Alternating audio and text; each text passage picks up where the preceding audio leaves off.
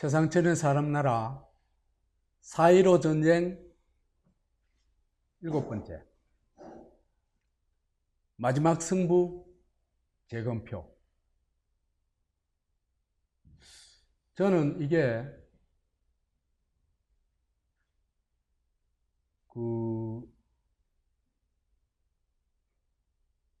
한국이 대한민국을 지킬 수 있냐, 자유민주주의를 지킬 수 있냐, 아니면은 소중국 내지 남조선으로 가는 걸 가느냐, 이게 달려있다고 생각을 해요. 지금 만들어 있잖아요, 그죠? 모든 권력을 독점했잖아, 저 사람들이. 의회 권력까지, 그죠? 그들의 폭주를 막을 수가 없어요. 그러면은 이게, 그죠? 이번 사전투표 부정선거 이걸 제대로 밝혀내는 게 우리가 소중공 남조선을 막아내고 대한민국을 지킬 수 있는 마지막 기회이다. 그렇게 생각을 해요. 그리고 그 마지막 기회의 승부처는 어디냐? 재검표를 하는 데 달려있다. 저는 재검표 하면은 쟤들이 아무리 꼼수를 써도 거의 다 들통이 나리라고 봐요. 그래서 제목을 마지막 승부 재검표라고 잡았습니다.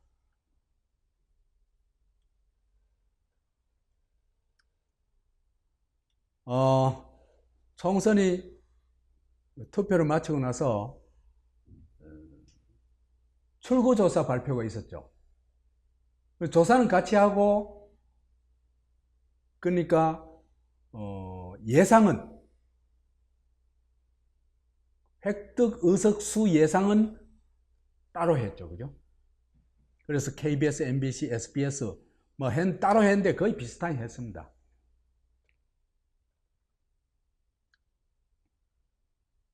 근데요, 이거는요, 정말 말도 안 되는 엉터리 출구조사입니다. 이게 출구조사가 거의 맞았다 이건데 전혀 아닙니다. 보세요. 이 출구조사는 당일 투표했는 사람들한테만 조사한 거 아니에요. 그죠? 그러니까 사전 투표했는 사람들은 알 수가 없는 겁니다. 그러면은 이게 정확한 조사를 했다고 할 것 같으면은 지역구 당일 투표가 123대 124였거든요. 오히려 누가 한 석 많았어요? 한 곳에 더 이기고 있었어요. 미래통합당이 한 곳에서 더 이기고 있었습니다. 결과를 보면은. 그러면 사전조사를 정확하게 했다면은, 그 다음에 저것도, 비례대표도 조금이지만은 0.5% 정도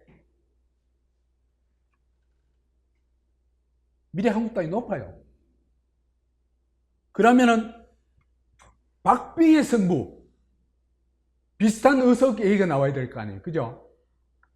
그런데 이런 말도 되지 않은 155에서 178이고 107에서 130 일방적인 게임으로 결과가 내놨죠, 그죠?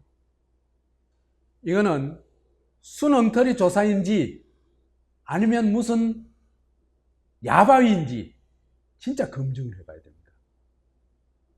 저는 KBS, MBC, SBS가 조사를 잘못했다고 생각하지는 않아요.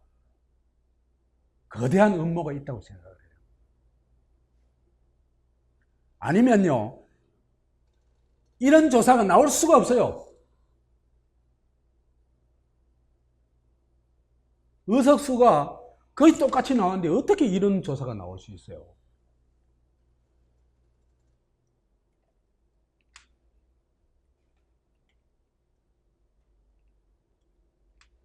우선 저는요, 여론이 날조된다는 얘기는 제가 여러 번 했잖아요. 그죠? KBS 1차 분석도 하고, KBS 2차 분석도 하고, 그 다음에 시사저널 그 여론조사도 분석을 하고, 그 펜앤마이크 여론조사도 분석을 하고, 여론조사 분석을 좀 많이 해봤어요. 근데요, 여론조사 분석을 해보니까 얘들이 여론조사가 아니고 여론 날조를 하고 있다는 게 확인이 됐어요. 여론 날조를 확인된 게 핵심이 뭐냐 하면은, 민주당 표본을, 민주당 지지자의 비율, 민주당 지지자를 표본에 정상 수치보다가 압도적으로 많이 넣는 겁니다. 전번에 얘기했죠? 2배 내지 3.5배까지 넣습니다. 갈수록 더 많이 넣어요. 더 많이 넣었어요. 그래서 내가 그런 그 유튜브 영상을 올렸을 때, 그죠? 어떤 사람들이 이게 선거 부정을 위한 사전 작업 아니냐 하는 댓글을 단 사람들이 있었어요. 난 그때 설마 싶었어요. 근데 지금 생각해 보니까, 아, 그럴 수도 있었겠구나. 그러니까 여론조사상에서 민주당 표본을 민주당의 정상 표본보다가 2배 내지 3배를 집어넣어 가지고 민주당이 압도적으로 이기는 여론조사를 만들어내 가지고 선거 결과가 마치 여론조사가 그대로 실현된 것처럼 꾸밀 수 있거든요. 아, 지금 그 생각하니까요. 야, 이거는 빨갱이, 또 이런 빨갱이들이 없다.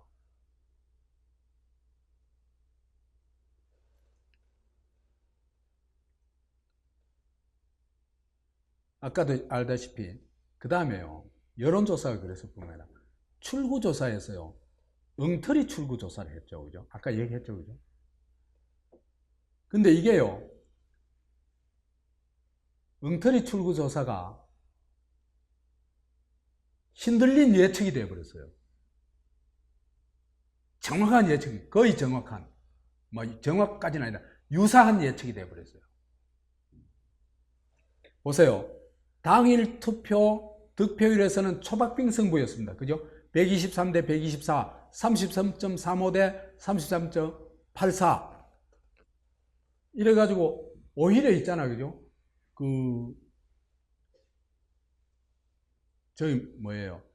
미래통합당이 약간 유리한 정도예요. 그죠? 당일 투표. 조사 대상인 당일 투표 득표율로 볼 것 같으면은. 그런데요, 이 출구조사에서 내나온 결과는 뭐냐 하면은 123대 124가 아니고 비례대표 포함해가지고 민주당은 165석, 통합당은 121석으로 나온 겁니다.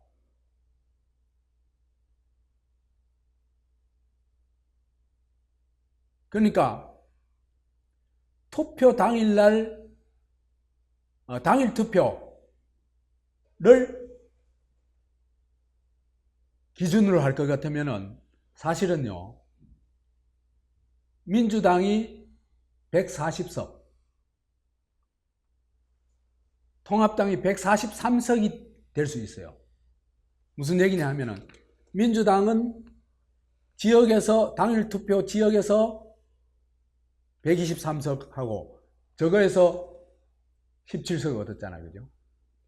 비례대표에서. 그래서 140석. 통합당은 124 플러스 19 해가지고 143석이 나올 수 있어요. 이거 뭐 너무 복잡해졌네. 근데요, 이 사람들이 당일 투표만 가지고 여론조사를 해놔놓고 그들이 발표한 결과는 사전조사하고 통계해낸 결과하고 훨씬 더 가까워요. 도대체 이런 일이 있을 수 있느냐?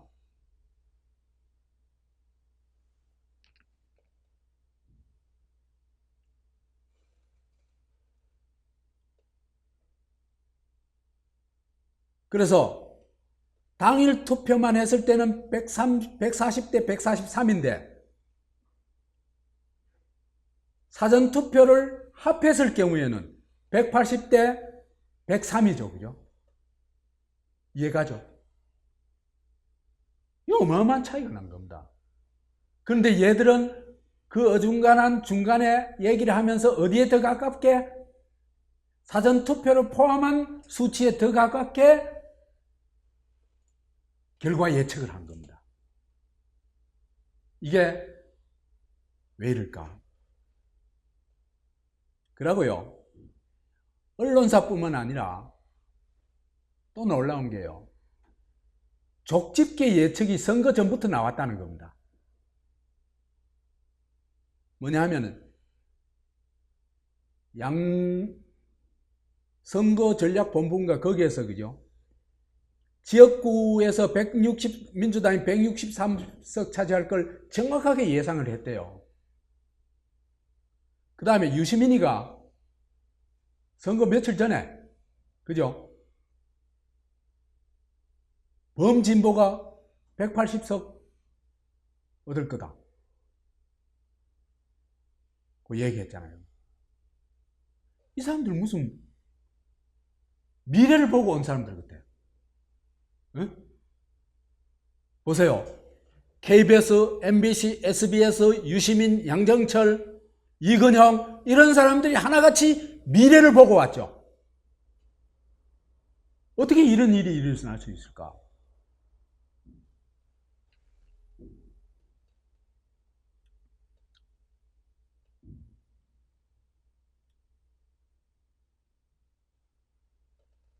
이게 정말 여론조사에서 발생하는 오류일까? 오류 때문에 빚어진 것일까? 165대 121석이라고 예측한 게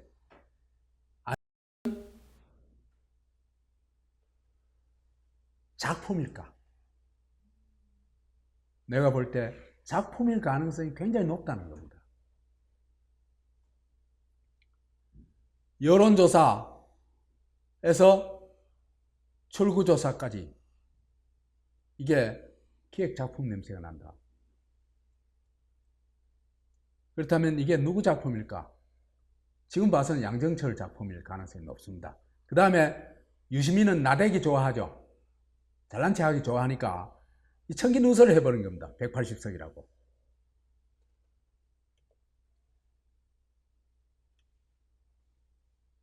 자, 민주당이 그죠? 보세요. 여론조사 이상하죠. 출구조사 이상하죠. 그 다음에 역대급 압승을 했잖아요. 그죠? 역대급 압승. 어떻게 보면요. 정상적인 선거에서는 막 예를 들어서 그 4.19 혁명이 일어나고 직후에 한 투표라든지 이런 특별한 경우를 빼놔놓고 정상적인 투표였어요. 이거는 최고로 많이 이긴 민주당이 최고로 많이 민주당이 어느 한 당이었던 최고로 많이 이긴 선거거든요. 3분의 2를 차지했으니까. 60%를 차지했으니까. 이 역대급 압승 앞에서 문 정권이 상상할 수 없는 이상한 반응을 보입니다. 반응을 보이는 게요. 2년 사이에 2018년도 지방자치제 선거에서도 압승을 했죠. 그죠? 그때 압승을 했을 때 하고 이번에 총선에서 압승을 했을 때 하고의 그 반응이 그죠? 완전 정반대예요. 보세요. 요거는 5번 선거입니다. 5번 선거인데요. 출구조사가 발표됐을 때 이 반응들 보세요. 아니 이런 반응이 있을 수 있어요. 최대의 승리인데 박수도 안 쳐요. 박수도.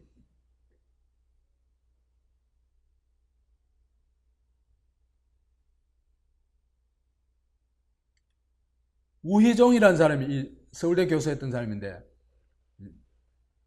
이 양반 혼자 익하고 있어요. 이 사람은 뭘 몰라. 어떻게 돌아가는지 몰라.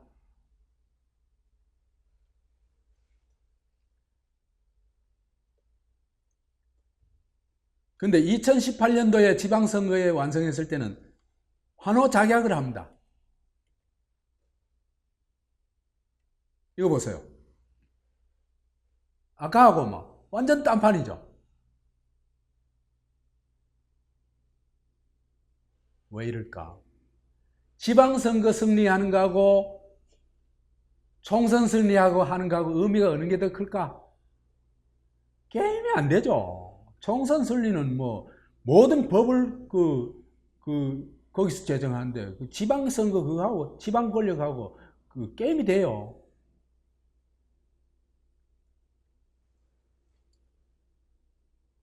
그런데 지방선거 압승 때는 이렇게 좋아하다가 그보다 무게가 10배는 더 나가는 10배는 더 중요한 총선에서 압승을 거뒀음에도 불구하고 침묵을 지키고 오히려 눈빛조차 이상하고 도대체 이해할 수 없는 현상들이 일어난 겁니다.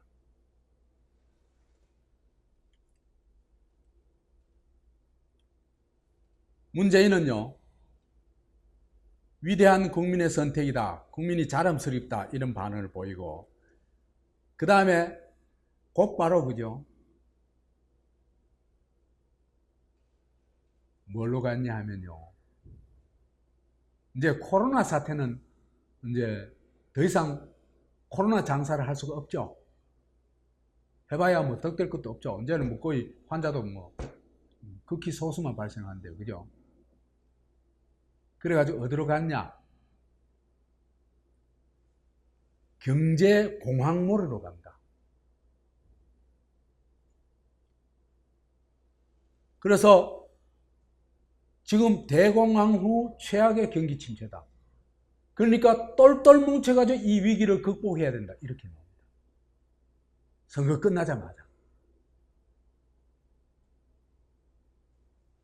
그 다음에 소위 국난몰이를 합니다. 국난몰이. 국난몰이가 뭐예요? 첫째도 둘째도 국난 극복이다. 그래가지고 모든 에너지를 그죠? 국난 극복에 쏟아붓겠다 그거고. 이게 말이에요. 박정희, 김일성이, 김정은이가 하던 소리하고 똑같은 소리입니다.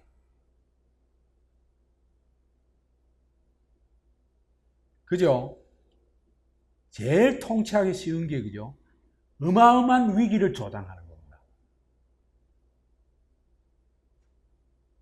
생존의 위기, 폭망의 위기가 오면 사람들이 그죠? 그 정권에 대한 비판, 엄두를 못 내요. 살아남아야 되니까 지도자를 중심으로 똘똘 뭉쳐야 된다고. 그런 분위기가 확 돌아요.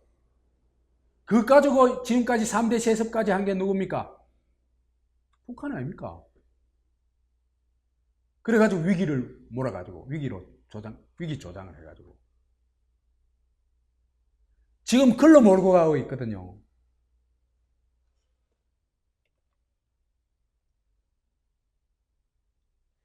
그 다음에 이해찬이도요. 선거 이겨서 좋다 이런 말은 한마디도 없어요.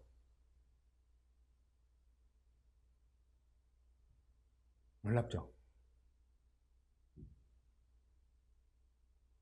이때까지 선거를 있잖아요. 제1당만 돼도 환호했죠. 과반 차지하면은 어마어마하게 좋겠죠. 그런데 180석 거기다가 친여까지 포함한 190석을 차지해서 뭐든지 지금 마음대로 다 할 수 있어요. 개헌 빼고. 근데 개헌도 하려고 마음먹으면 할 수 있어요. 그런데 왜 환호하기보다 침묵하고 눈치 보고 이상한 반응을 보여요? 이해찬이요. 선거에 이기자 바로 이런 얘기를 합니다. 정신 바짝 차리고 말과 행동이 각별히 조심해야 한다. 81석의 나락으로 떨어졌던 열린 우리당 교훈 잊지 말자. 그 다음에요, 이상한 소리도 합니다. 국민의 뜻에 책임감과 서늘한 두려움을 느낀다. 아니, 승리해놓고 왜 서늘한 두려움? 저거 찍어줬는데 왜 서늘한 두려움을 느껴요?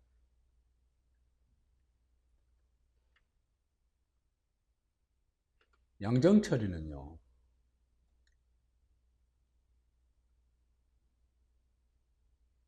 저거 압승할 거라는 걸, 그죠? 압승을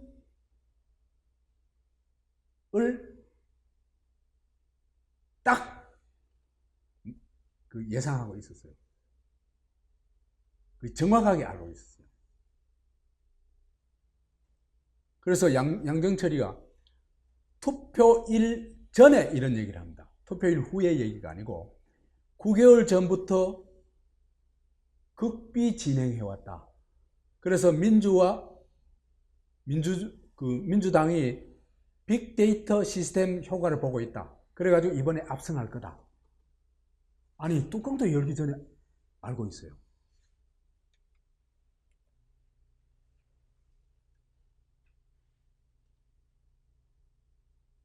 양정철이가 빅데이터로 활용해가지고 이번 선거 이겼다 그러면서 이근현이가 지역구 163석을 얻을 것이라는 걸 사실은 선거 전에 딱 맞췄다. 그거거든요. 이 말이 무슨 말일까? 그 다음에요, 양정철과 이근영은요, 제가 봤을 때, 제가 작년 말에 KBS 여론조사를 분석해 보니까 그때는 자유한국당이었죠, 그죠? 자유한국당이 180석 내지 210석을 얻는 걸로 나온다. 이할 정도로 내가 여론을 보니까, 여론조사를 심층 분석해 보니까 그래요. 그런데 이 선거판을, 그죠? 저가 180석 이기는 선거로 바꿨잖아요, 그죠? 예? 근데요, 그게 9개월 전부터 준비를 했대요. 9개월부터 뭘 준비를 했는지 그 조사를 해야 돼요. 대체로 보이지만은 그런 건 아직 얘기로 할 수는 없어요. 굉장히 하여튼 무시무시한 뭐가 있는 것 같아요. 그래서 여하튼, 그죠? 이 180석을, 자유한국당이 180석을 차지할 수 있는 여론 지형에서 민주당이 180석을 차지하는 선거 결과로 만들어내는 게, 이거는요, 예수의 기적보다도 더한 기적이에요.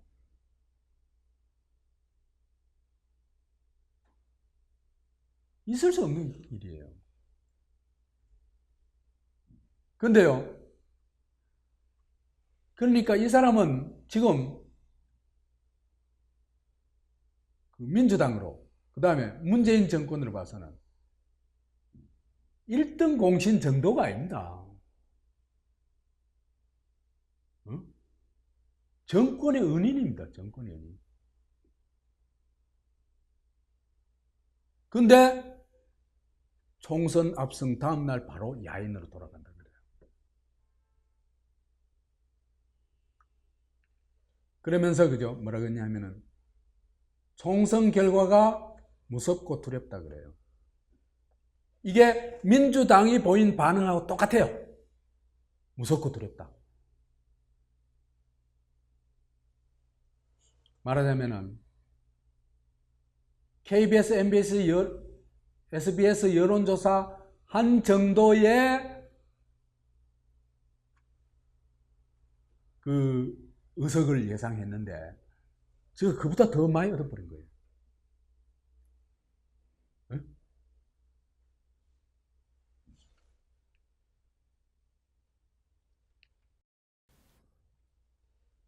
유시민은요, 유시민이 얘기할 때 내가 쟤들이 뭐가 진짜 있다. 그런 의심을 한 게 범진보 180석 얘기는요. 이건 아무것도 아니에요. 진짜 유시민이 이 총선 기획을 알고 있구나 하는 걸 느낀 게 뭐냐면 서울에서 8, 9석 여하튼 10석 이내로 된다. 10석도 안 된다. 그 얘기를 했어요. 근데 딱 몇 석 나왔습니까? 8석 나왔습니다. 8석. 딱 맞춘 거예요. 아니 박빙의 승부가 얼마나 많은데 신이 아니고서야 어떻게 그걸 맞출 수 있어요?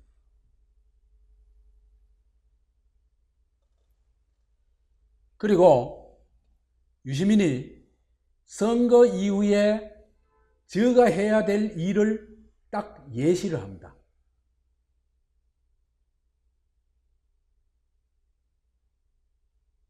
말하자면은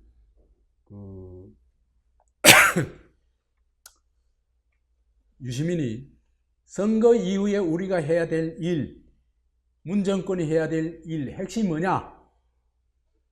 윤석열을 식물총장으로 만드는 거다. 이걸 딱 선거 전에 이미 얘기를 합니다. 윤석열은 식물총장 상태다. 4월 11일 날 그 보도에 이래 나오는데 그건 무슨 얘기입니까? 총선에 압승하는 거는 지가 알고 있다. 그 다음에 윤석열이 식물총장이 되기 때문에 수사를 못 한다. 또 뭐 하게 되면 그건 식물총장으로 도저히 못 하도록 만들어야 된다. 이 얘기를 한 겁니다. 그러니까 이 문재인 정권의 입이죠. 유촉새 아닙니까? 그죠? 이 입이 그런 얘기를 하는 거예요. 이들의 유일한 두려움. 그들이 통합당이 두렵겠어요? 어리버리 그 힘없는 총독할도 없는 주권자가 두렵겠어요? 주권자는 저희가 얼마든지 조작할 수 있는데 이들의 유일한 두려움은 뭡니까? 윤석열입니다. 그걸 유시민이가 실토를 한 겁니다. 야, 윤석열이 저거만 없으면은 정말 세상은 우리 건데 완벽하게 우리 건데 저걸 식물총장으로 만들어라 얘기를 하는 겁니다. 선거 며칠 전에 이미.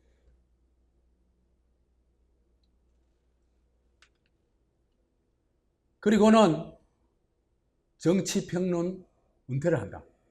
선거 끝나자마자. 왜 이 사람들이 전부 꼬리를 내릴까? 저 세상인데. 근데 이럴 때 그죠? 세상 모르고 날뛴 사람이 그래도 있어요. 최강욱이 이래 얘기를 하죠. 세상이 바뀌었다는 걸 확실히 느끼게 갚아주겠다. 윤석열이 조지겠다 이 얘기예요. 보세요. 최강욱이는 절대로 핵심 멤버가 아니에요. 왜 그런지 아세요? 노통교는요, 저거요, 영남 세력입니다. 그 중심은 PK고, 부산이고, 쟤들은요, 호남 사람들을 사냥개로 이용해 먹기만 하지, 절대로 그 사람들한테 뭘 안 줍니다. 진짜 안 줍니다. 최강욱이 아무것도 모르고 있잖아요. 그죠? 조국이 그 조덕계 노릇 한 거예요. 조덕계 노릇. 그러니까 최강욱이 지금 세상 모르고 있는 거예요. 저거 세상인 줄 아는 거예요. 사실은 저 사람들은 전부 있잖아요. 그죠? 야, 이 사태가 지금 어떻게 갈지. 일은 저질러 놨는데.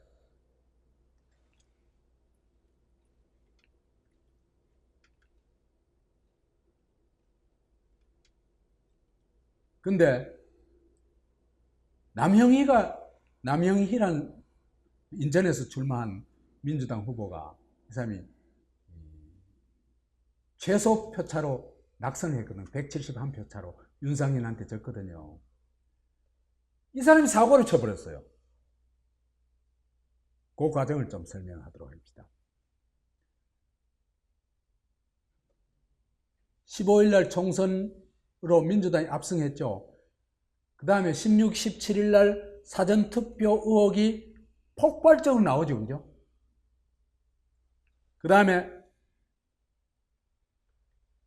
18일 날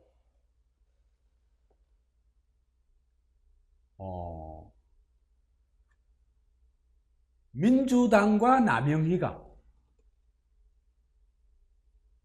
171표 차로 졌으니까 이건 뒤집을 수 있을지도 모른다고 생각한 거죠. 그죠? 그래가지고 재검표 신청하기로 했대요. 이게 18일 날 얘기해요. 그래서 171표 차 낙선 남영희 재검표 추진하는 여민주당이거든요. 이 기사를 보면요. 더불어민주당이 171표 차로 당선인이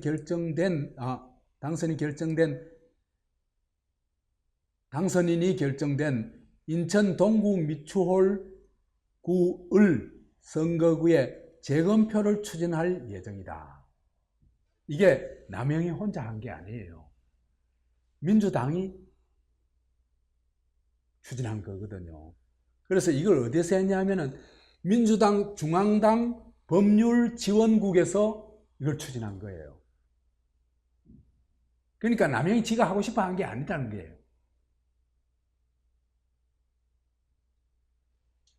보세요. 민주당의 중앙당 법률지원국 하면 상당히 높은 지위 아니에요. 그죠? 이 사람들이 재검표를 추진했어요.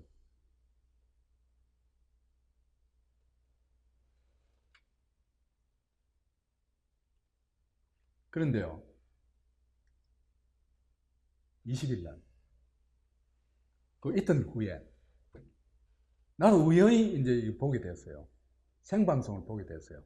가로세로 연구소에서 그 생방송을 하는데, 민경욱이가 나왔어요. 인천에 어느 지역인지, 연수 을인지 갑인지 거기 지역구, 이번에 출마했다가 떨어진 사람이에요. 지금 현역이고. 민경욱이 나와가지고, 뭐라 그랬냐면은, 투표함 보전 신청을 하고 소송을 하겠다 그랬어요. 응? 20일 날 공개적으로 얘기한 거예요.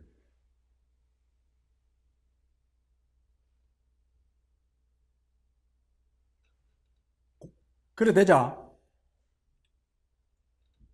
21일부터 난리가 납니다.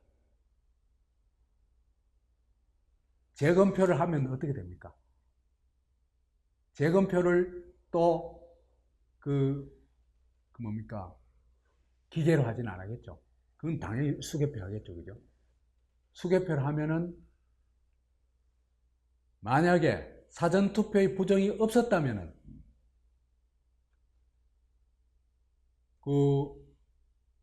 결과는 똑같겠죠. 사전투표의 부정이 있었다면 결과가 차이가 나겠죠. 그러면 사전투표 부정했다는 게 들통이 나겠죠. 그렇죠? 난리가 난 겁니다. 그래가지고 곧바로 그 이튿날 바로 아무 없이 연수구 선관위에서 그죠? 그 방송 진행한 세 사람 강용석 그다음 또 김세희든가 하고 여하튼 세 사람이 있어요. 이 세 사람을 고발했어요. 아니 도대체 그게 왜 고발거리야? 어? 그 사람들도 도대체 무슨 이런 고발이 다 있냐고. 선관위에서 우리를 고발했다면서. 얼마나 다급했으면. 그 이튿날 바로. 이 고발하고 하는데, 그죠? 서류 접수하고 뭘 검토하고 이런 과정이 필요하거든요. 근데 이게 밤에 저걸 했거든요. 밤에 그 방송을 해, 야간 방송을 했거든요. 그 이튿날 바로 이제 그 낮에, 그죠? 이런 조치가 내려진 거예요. 어마어마하게 다급했다는 얘기예요.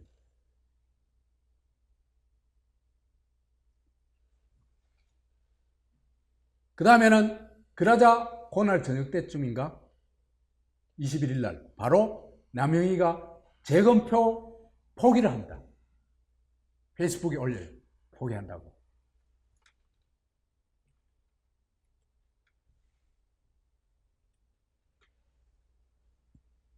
재검표를 당당히 포기하겠습니다. 세상에 당당히 포기하는 게 어딨어. 당당히 맞서지. 이건 한국어를 몰라도 넌 몰라. 왜 당당히 포기하겠습니다 하면요, 민주정의당에는 뭐가 없어요? 민주주의와 정의가 없죠.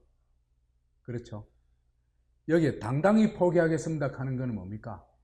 야, 너무 쪽팔린다 이 얘기예요. 그래서 이 있잖아요, 그죠? 사기꾼들은 이 반어법을 많이 써요. 사기치는 데는 뭐 딱 좋거든. 막 이거 뭐 생략하고.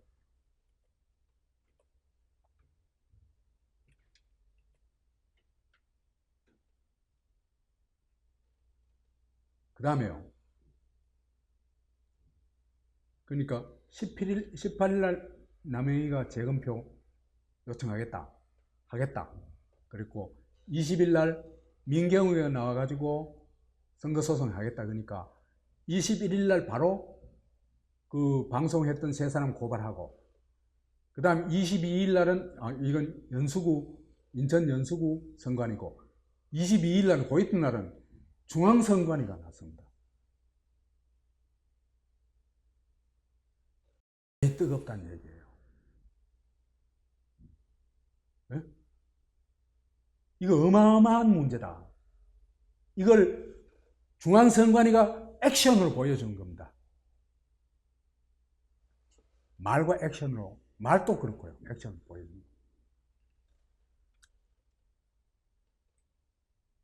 20일 날 중앙선관위가요, 이 유튜버들, 그 사전투표 부정 의혹을 제기하는 유튜버들하고, 그 다음에 선거소송하겠다는 민경우까지 협박을 합니다. 한번 들어보세요. 선관위에서 부정선거 주장 계속하면 고발 등 강경 대응을 하겠다. 아니, 부정선거 주장을 왜 못해요? 그건 언론의 자유고 기본권인데, 응? 의혹 제기를 왜 못해요? 얘들이 그죠? 완전히 빨갱이 정권 거의 닮아가요. 한 70%까지 갔어요.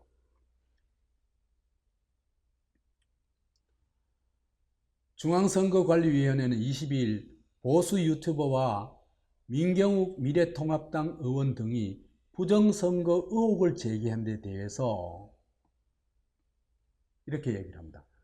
정확한 근거 없이 무모한 의혹만으로, 아니에요. 정확한 증거를, 그죠? 확실하게 제시했어요. 근데 이렇게 낙인을 찍는 거예요, 일단. 그 다음에요, 이게 이제 무시무시한 얘기가 나옵니다. 국민 통합을 저해하고 사회 분위기를 어지럽힌 행위. 이게 어디서 나온 얘기입니까? 북한, 중국, 박정희 시대, 유신 시대에 나오던 말입니다. 이 일을 제기하면은 국민 통합을 해치는 거고, 의혹을 제기하면 사회 분위기를 어지럽히는 행위가 된 겁니다. 그래서 민주주의 요구라든지, 그 다음에 진실 요구라든지 이런 걸 하면요, 전부 그걸 뭐로 매도합니까? 유언비어로 매도하고, 심지어 붙들고 가서 고문까지 했죠. 지금은 고문을 할 수 없는 처지예요. 그죠? 민주화 되어버렸으니까. 그러니까 저 사람들요, 지금 중국식, 북한식 가면 고문은 아무것도 아니에요. 장기 척추를까지 하는 놈들인데, 중국에서. 근데 그죠? 북한에서, 북조선에서, 중국 공산당에서, 박정희 유신체제에서 쓰던 말을 지금 대한민국의 중앙선거관리위원회가 얘기를 하고 있습니다. 이건 굉장히 위험한 사태입니다.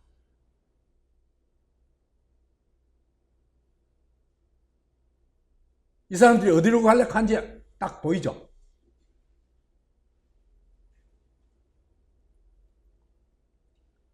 그래서 이런 행위에 대해서는 무거운 법적, 사회적 책임을 져야 할 것임을 엄중히 경고하며 이러한 행위가 계속될 때에는 당사자 및 관련자 고발 등 강경하게 대응할 것이다.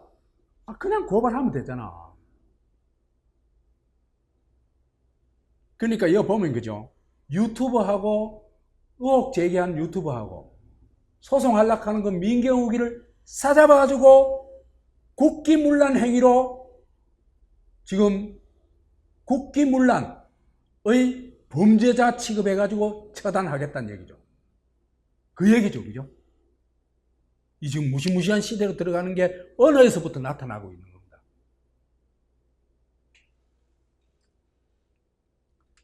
그러면서 이번 국회의원 선거는 투개표를 관리하는 데 전국적으로 30만 명이 참여했고 이런 과정에 부정이 있다는 것은 선거 관리 과정에 참여한 모든 사람이 조직에 가담하지 않고서는 불가능한 일이다.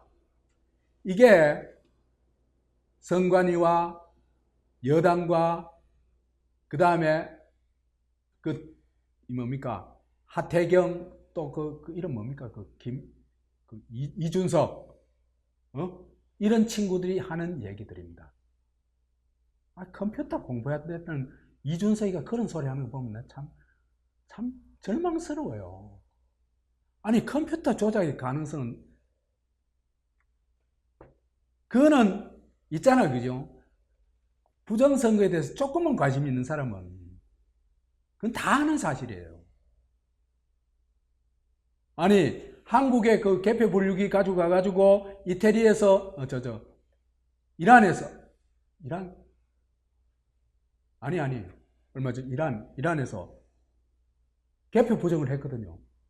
개표 부정을 했는데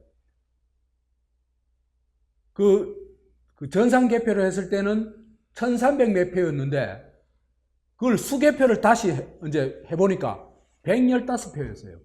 12배였어요. 12배. 12배로 만들어 놨는 거라. 아니 요즘 있잖아요. 자유당 시대식으로 부정투표하는 그런 바보 집단이 어디 있어요, 세상에.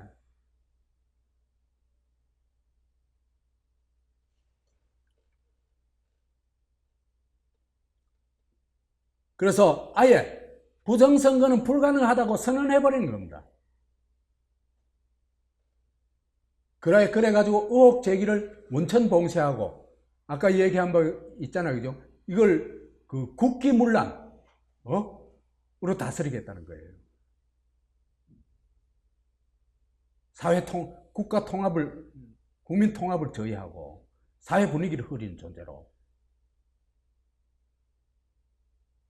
이건 언어로 보면요, 5분의 선관위가 한 언어는요, 정확하게 조선민주주의 인민공화국의 언어, 중화인민공화국 공산당의 언어, 박정희 유신체제의 언어, 전두환의 언어입니다. 그걸 지금 그쪽으로 갈 수 있다는 것을 중앙선관위가 지금 보여주고 있는 겁니다. 그리고 또 하나는요, 이 선거소송이 재검표가 어마어마히 무서운 폭탄이라는 걸 알고 있어요, 이 사람들은. 그러니까 절대적으로 그걸 차단하려고 하는 거예요.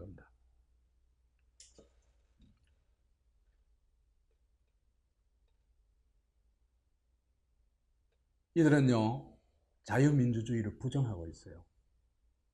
아니, 선거가 뭔데? 민주주의 꽃이라 그러잖아요. 그 다음에 언론의 자유는 민주주의 출발점이자 끝이에요. 그거 없으면 민주주의 아니에요.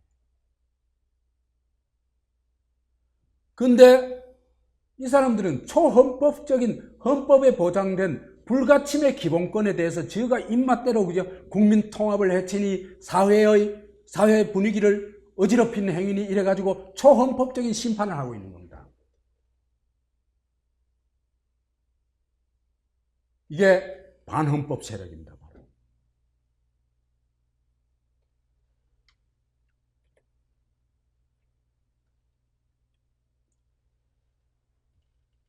자, 이제 재검표를 할 수 있냐 없냐. 이거에 4.15 총선의 성패뿐만 아니라 대한민국 운명이 달려있다. 이런 공공연한 부정선거 의혹조차도 제대로 검증할 수 없는 나라라면, 그 다음에 의혹 제기하는 게 국민 통합을 해치고 사회 분위기를 어지럽히는 것으로 초헌법적인 심판을 받는 나라라면, 이 나라는 이미 소중공 남조선이 되어버린 겁니다.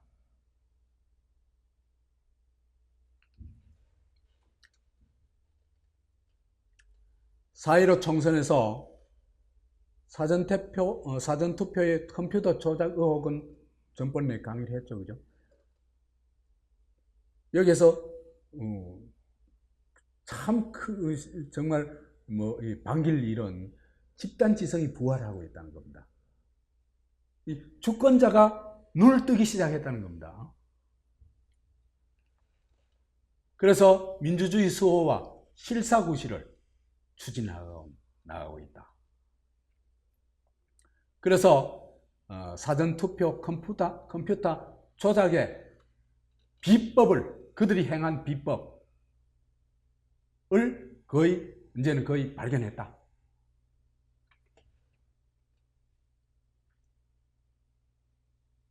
이걸 확인하는 방법은 검찰 그것도 있습니다만은 검찰 앞에 가서 데모해야 돼요. 조사라고. 물론 고발 조치도 해야 되고. 그렇지만은 검찰 조사 못지않게 또 중요한 건 재검표하는 겁니다. 그래서 컴퓨터 개표 조작을 했는 걸 확인할 수 있는, 했는지 안 했는지 확인할 수 있는 방법은 재검표밖에 없다. 검찰이 수사해도요, 재검표를 하지 않으면 그 확인이 안 돼요. 그렇겠죠, 그죠? 표로서 확인을 해야 되죠. 그러면 이런 얘기를 할 겁니다. 저들이 표를 바꿔치기 할 거다. 소송 걸린 지역구의 표를 바꿔치기. 그까지 하기는 굉장히 어려운 구조라고 그래요. 난 자세히 모르겠습니다만은 그 QR카드라는 게 박혀 있어가지고 그것조차도 위조를 해가지고 하고 새로운 걸 만들어가지고 하기는 굉장히 어려운 모양이에요. 기술적으로. 그러면은 이거는 재검표만 하게 되면은 꼼짝없이 그 사람들은 재검표만 하게 되면 진실이 드러나게 돼 있다. 그런데 마침 민경욱이가 지금 이번 총선에 대해서 이의 있습니다 하고 손을 들은 겁니다. 나는 노무현이가 3당 합당할 때 이의 있습니다 하고 손 들었죠. 그렇죠? 그게 노무현이 대통령 되는 출발점이었죠. 근데 나는 노무현 이의 있습니다보다 민경욱의 이의 있습니다가 훨씬 더 큰 역사적 의미를 가진다고 생각을 해요. 왜? 민주주의를 수호할 수 있는 유일한 길이니까. 저들의 범죄를 받을 수 있는 유일한 길이니까.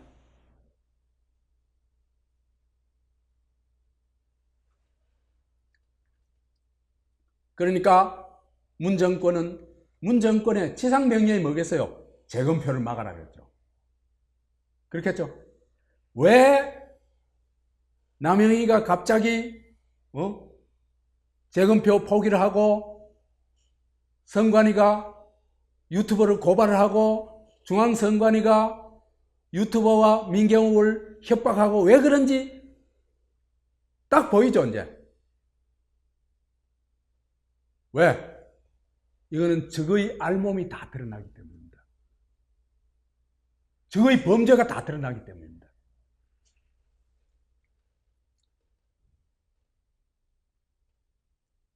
그래서 이거는 결사적으로 막으려고 하는 사람과 이걸 어떻게든지 재검표를 실현하려고 하는 사람들 사이에 정말 민주주의 전쟁이다.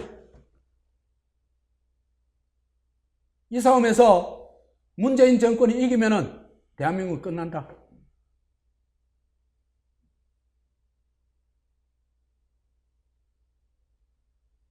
재검표를 해가지고 진실이 드러나면은 대한민국은 존속할 수 있다.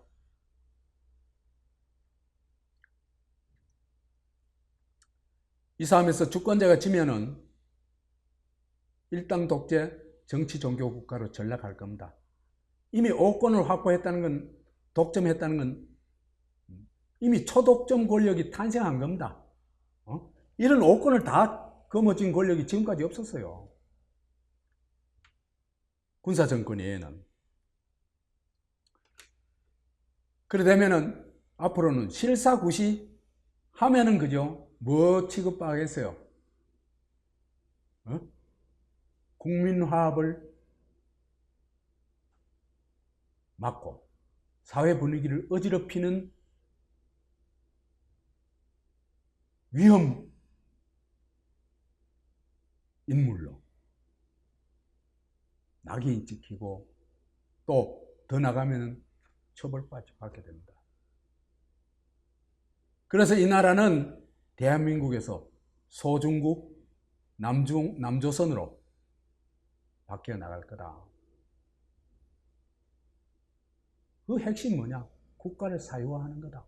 독점하고 나면 그 다음부터는 저 거를 갖고 노는 겁니다. 그래서 이제 반드시 재검표를 실현해야 된다. 어떻게 하면 재검표를 실현할 수 있을까? 이거는 저보다는 유튜버들이 그죠? 이런 데 노력하는 분들이 많거든요. 많고 그 다음에 또 그 상당히 어떤 뭡니까 대중적 호소력을 가진 유튜버들도 많이 있기 때문에 우리 지혜를 모아야 되지 않겠냐 하는 생각이 듭니다. 마치겠습니다.